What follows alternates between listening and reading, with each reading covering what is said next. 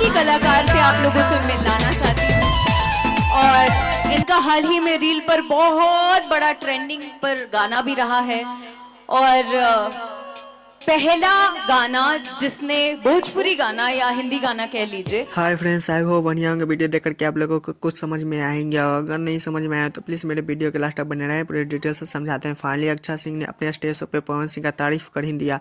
आपको पता ही है कि फिलहाल में पवन सिंह का एक सॉन्ग वायरल हुआ था, इंस्टाग्राम पे बहुत ज़्यादा रील बनाया गया था। इसी बात पर बोली थी कि एक सिंगर का जो है वो उसका सॉन्ग इंस्टा पे बहुत ज़्यादा वायरल हो गया है, चाहे हिंदी चाहे भोजपुरी जो भी है वो वायरल हो गया है।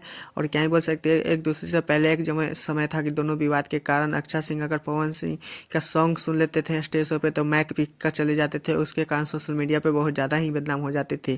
खैर क्या ही कर सकते हैं, मैं भी जानता हूँ कि पवन भैया अक्षय सिंह भी एक साथ हो जाए, जैसे खेसारी भैया पवन भैया हो गए। मेरे चैनल पे नहीं तो चैनल को सब्सक्राइब, वीडियो को लाइक करें, कमेंट में जरूर लिखिएगा कि आप लोग चाहते हैं कि नहीं ये दोनों एक साथ हो जाएं। प्लीज़ प्यार से लाइक कीजिएगा और ज़्यादा से ज़्यादा शेयर कीजिएगा। फिर मिलते हैं नेक्स्ट